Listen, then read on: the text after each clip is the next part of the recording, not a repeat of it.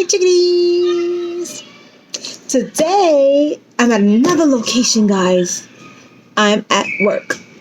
But I'm on my lunch break, so I'm allowed to do this video really quick. I brought a very special book with me today. It's a book that I got with my baby Janessa the first time I ever took her to the circus. And it's written by, of course, who else? Who's one of my favorite authors, my favorite people who write books, Dr. Seuss. So today on Chica's Story Times, we will be reading If I Ran the Circus by Dr. Seuss. Let's start. I'm so excited about this book. Alright. It says, in all the whole town, the most wonderful spot is behind Sneelock's store in the big vacant lot. It's just the right spot for my wonderful plans, said young Morris McGurk. If I clean up the cans. Look, he wants to clean up the cans. It's like community service, guys. Remember we talked about community service before? That we help our community and we pick up our trash. Now, a fellow like me, said young Morris McGurk, could get rid of his junk with a half hour's work. I could yank up those weeds and chop down the dead tree and haul off those old cars. There are just 2 or 3, and then the whole place would be ready. You see,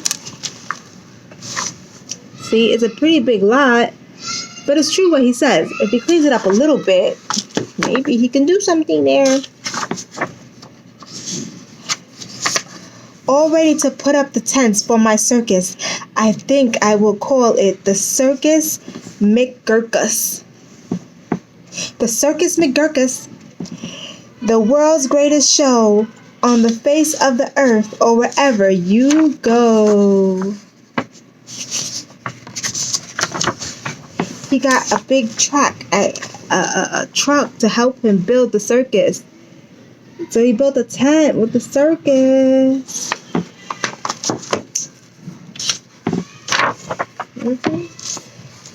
The Circus McGurkus, the cream of the cream, the Circus McGurkus, the Circus Supreme, the Circus McGurkus, colossal, stupendous, astounding, fantastic, terrific, tremendous. I'll bring in my acrobats. I'll bring in my jugglers. I'll bring in my clowns from 1,033 faraway towns to the place that you'll see 'em in, ladies and gents, right behind Sneelock's store in the great McGurk tent. And I don't suppose old Mr. Sneelock would mind when he suddenly has a big circus behind. Look at all these things he's bringing. Is that a giraffe? Look at all this. There goes the juggler. Wow. Oh, there's more on this page. He's bringing all these things. Look how far it goes back.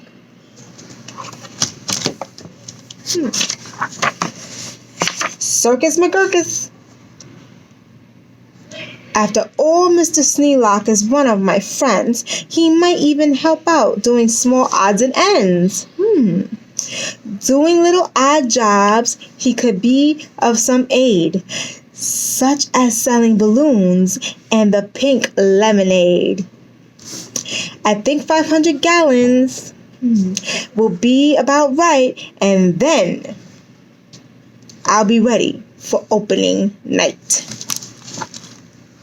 See, he's preparing for opening night, guys. I'm so excited. I hope this goes well.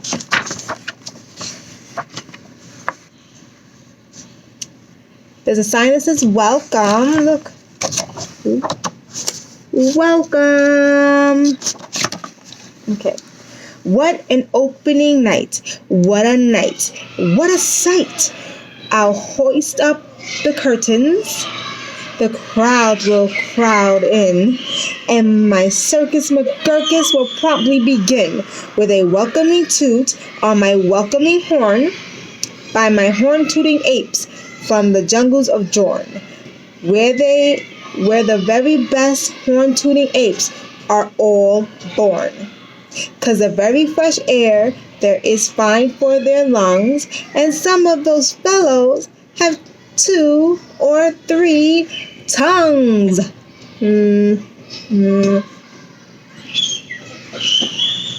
That's interesting. They have 2 or 3 tongues.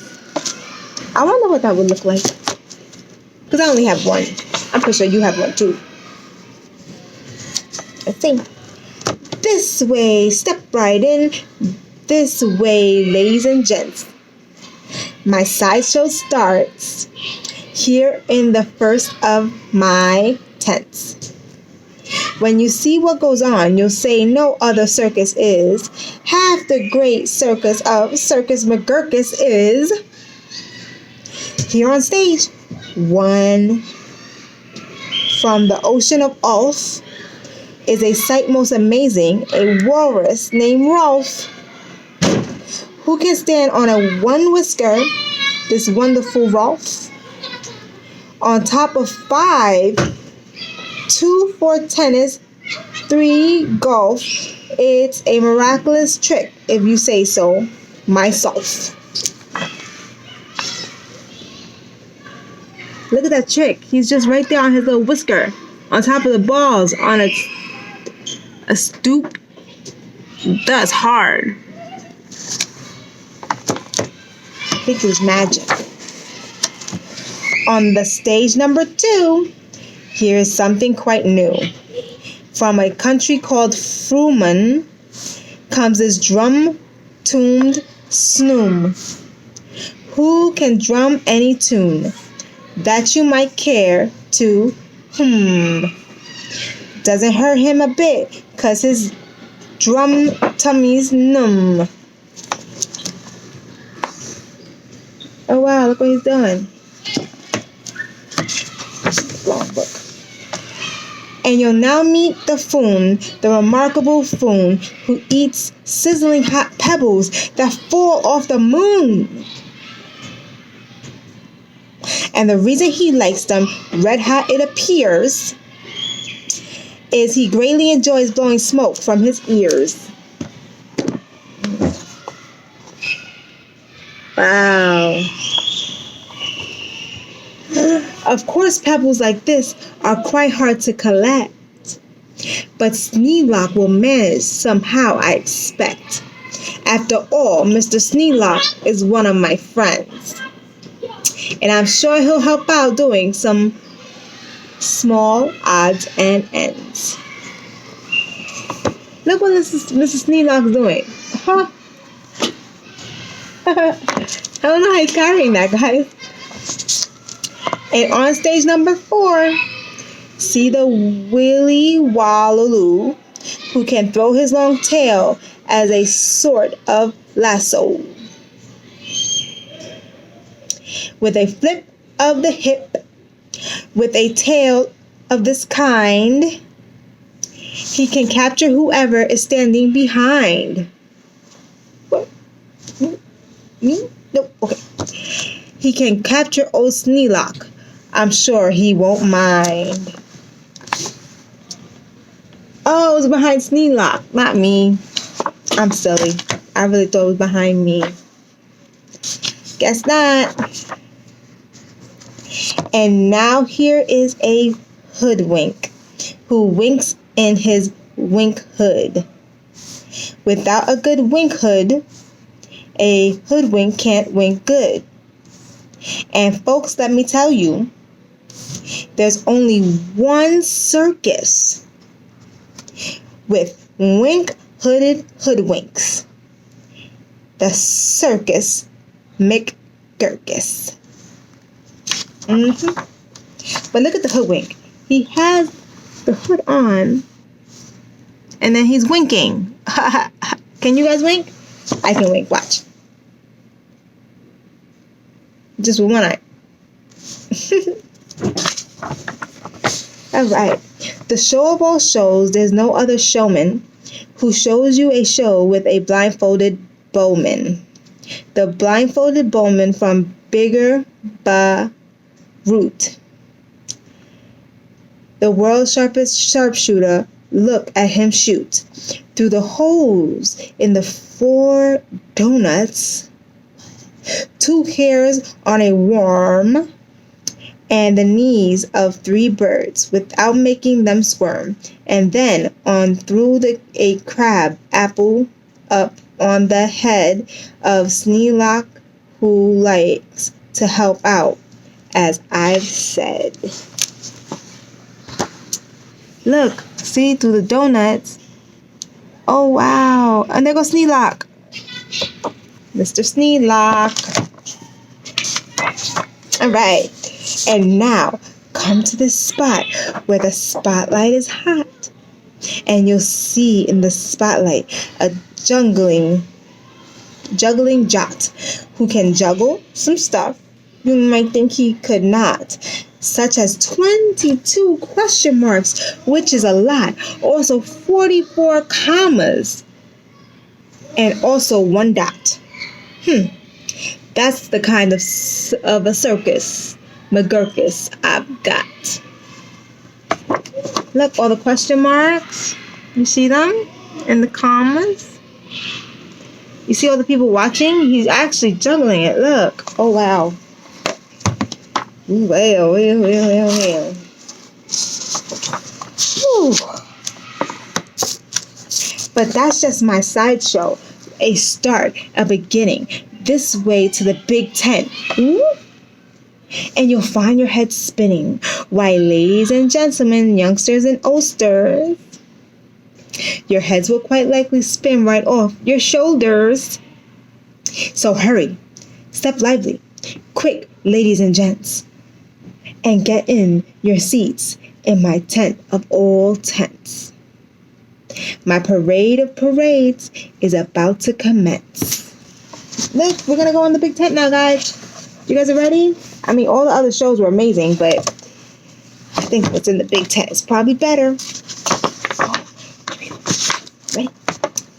You'll see a drum major, Sneelock, fling his baton, and my organ McGurkus come on, with its hot steaming pipes of gold brass-plated tin, snorting all sorts of snorts in a bumbling din. That is super stupendous, stupendous, stupendous. And when I play Dixie, please join in the chorus. That's a lot of stuff. Look at that. Oh, wow.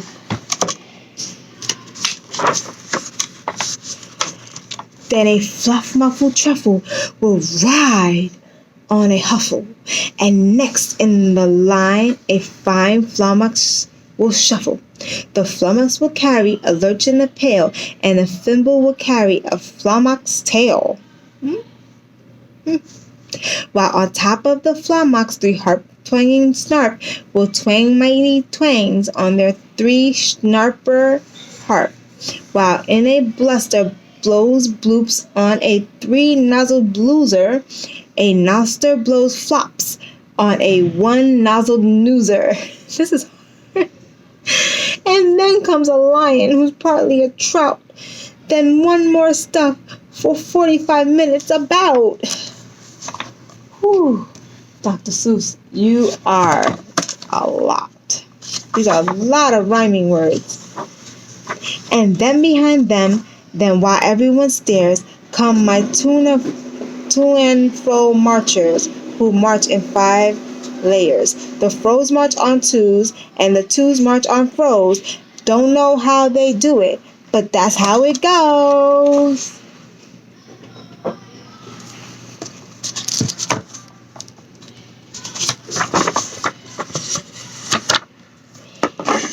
And now comes an act of enormous enormous. No formal performers perform this performance. This stunt is too gripply, slippery, frightening.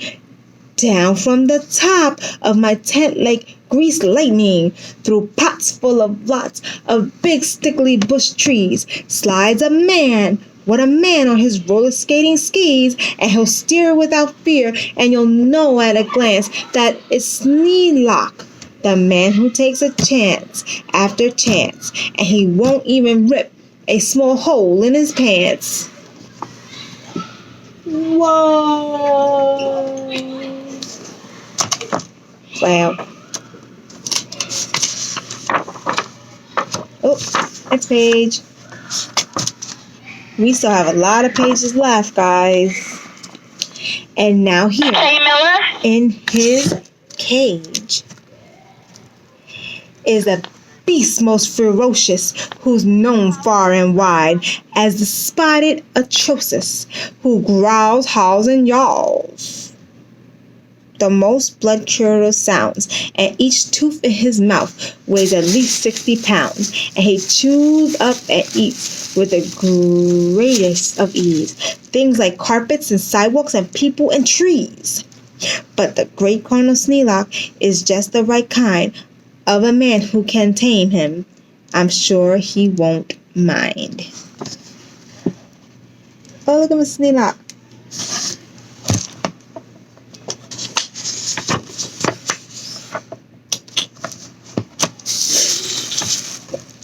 Then I'll let Sneelock off for a few minutes rest, while high over your head you'll see the best of the world's finest, fanciest, breeziest trapezing.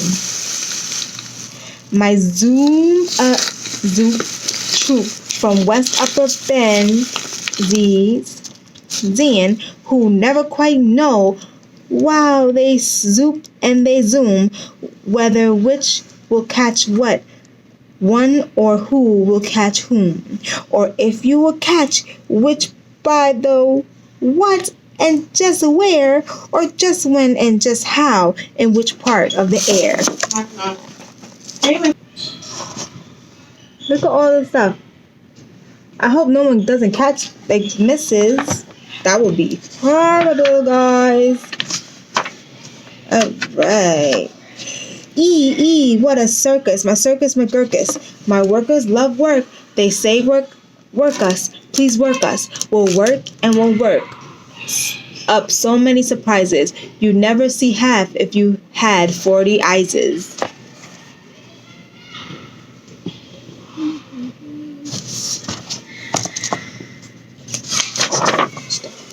And now, against Sneelock. Brave Sneelock is back, risking life on my patented life-risking track, while the speedsters call my colliding conclusions. Race around in swift cars called abrasion contusions, and Sneelock just lies there, not one bit excited. I know he won't mind, he'll simply be delighted. He's like sleeping. Ooh, I hit myself in the face, guys.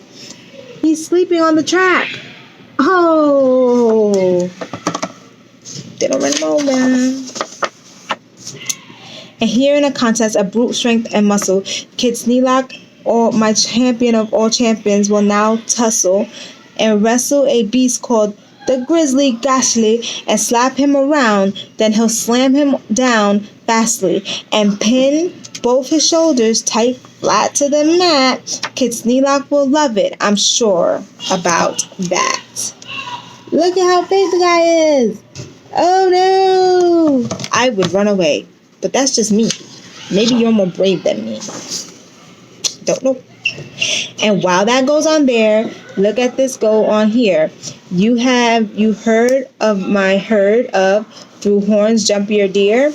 Ever a deer jumps through horns of another pell-mell, while his horns are jumped through at the same time as well by a deer whose horns also are being jumped through by another who's having his horns jumped through too, which I am sure trainer Sneelock can train them to do. Mr. Sneelock's doing a lot of stuff at the circus. He's not scared. I'm very proud of him. Then the whole tent will ring the hooray with hoorays and wild shouts when I wheel in my wheels and they turn out on their spouts. First my wheel number 1 with an aim that aims true. Spout to spout that spouts Sneelock to whale number 2. And then whale number 2 spouts his spout like a gun, and that spout spouts old Sneelock right back to whale number 1. And then forwards and backwards on spout after spout, my great spout rider Sneelock gets spouted about, just as long as the water they're spouting holds out. You see, he's just going back and forth, Mr. Sneelock. Silly Mr. Sneelock. Whew. We still got a couple more pages, guys. It's a long book. Then my tournament knights, noble apes without fears, Sir Hector, Sir Victor, Sir Bops, and Sir Beers, Sir Hawkins and Sir Dawkins, Sir Jocks, and Sir Jeers, clatter into the tent, and while everyone cheers, stage a roast about joust with their boxing glove spears.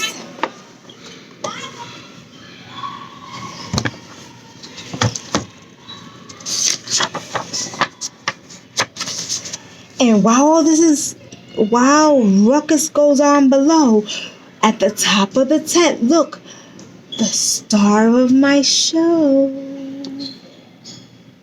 Great Daredevil Sneelock, the world's bravest type. He comes pulled through the air by 3 Sir Brian Snipe. I don't know that word, guys. Sorry. On a dingus contraption attached to his pipe, and while people below are all turning chalk white and all biting their fingers off in a fright, Great Sneelock soars up to a terrible height. Look, he's all the way up there. You see the 10 people are down here. He's all the way up here. Oh boy, scary. Then he shakes himself loose. He starts down in a dive, such as no man on earth could come out alive. But he smiles as he falls, and no fear does he feel. His nerves are like iron, his muscles like steel, as he plunges down, with his hair still combed neat, 4,692 feet. Oh my gosh. I'm so scared for him. Oh. But they say he's not scared. Why? Because he's brave. Yes, he's brave. And then he'll land in a fishbowl. He'll manage just fine. Don't ask how he'll manage. That's his job, not mine. That's a small fishbowl.